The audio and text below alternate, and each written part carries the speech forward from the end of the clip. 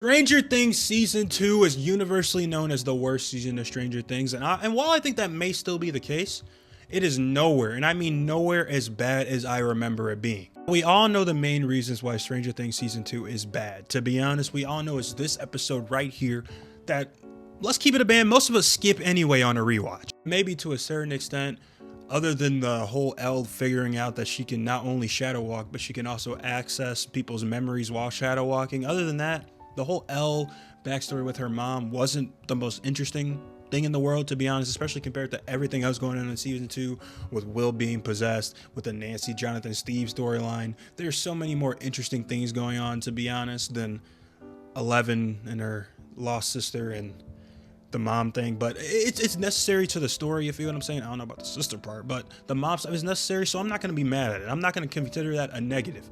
But that episode, the lost sister episode, is the worst episode of Stranger Things, 1, and 2, it damn near killed Stranger Things, so that's insane. Genuinely, other than that episode, what is there to hate? Like, this season was so much more interesting on a rewatch than I remember, completely, starting with the Halloween episode, the Ghostbuster vibes, meeting new characters, this one being Max and Billy in specific, and Murray. Actually, we do meet Murray. I forgot that he was the private investigator for Barb's murder at the beginning of the season. Completely forgot that he turned into like a whole government conspiracist nut by the end of it, but W character development. I just briefly mentioned it, but I do think that this season introduced some of the best characters to be introduced to Stranger Things, such as Billy, such as Max, such as Murray. All three of those introductions in the same season is kind of crazy and kind of slept on. I don't think I wasn't going to mention Bob either.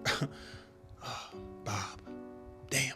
And now let's not focus on the Bob part yet, man, because this season just had so much sauce as well. The mystery is once again at an all-time high with everything going on with Will and the possession and the mind flare and him liking it cold and all this shit, him being the super spy. That's part of the story. Is so fucking good. So good. It's not just that. You also have nice character development moments, small things such as Mike missing 11, so not wanting Max to join the party so she doesn't feel like a replacement, you feel what I'm saying?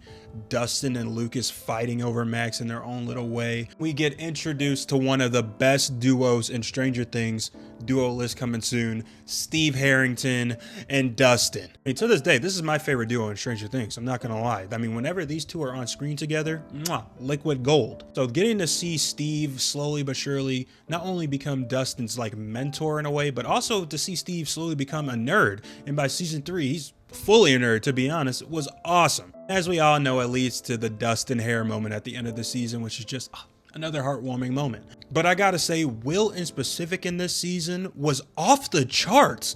To be honest, it's an underrated acting performance, and I know people like don't really like Noah Schnapp these days, but y'all gotta give credit where it's due, man. He was acting his motherfucking ass off in season 2. If y'all ain't gonna do it, I will. Yeah, let me go back to Bob real quick, man, because wow, this nigga Bob is the GOAT. He just came in clutch for no reason. He was just a nice guy.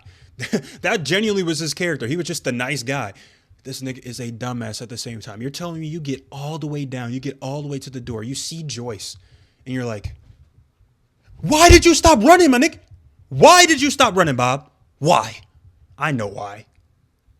For the plot. That nigga Bob got dead dirty. I'm just going to say that, and I'm going to stand on that. Once you get past Bob getting done dirty, once you get past the Lost Sister episode, once you get past the little bit of boringness, to be honest, with the L11, my nigga, really, the 11 and her mom backstory, just a little bit of boring. This season is just so fucking good on rewatch. Where if you asked me which is the best season of Stranger Things, I might throw season 2 in that conversation. Maybe not, though, because it has the episode and you have the doc at a point, but it's not that bad. It is not as bad as I remember. But how do y'all feel about Stranger Things season 2, man? Have you started rewatching it with season 5 coming out next week? Insane to say that. Do you think it's the worst season of Stranger Things? Do you think it's underrated, overhated? Let's talk about it in the comments down below, man, because you know we got to talk about it. Simple.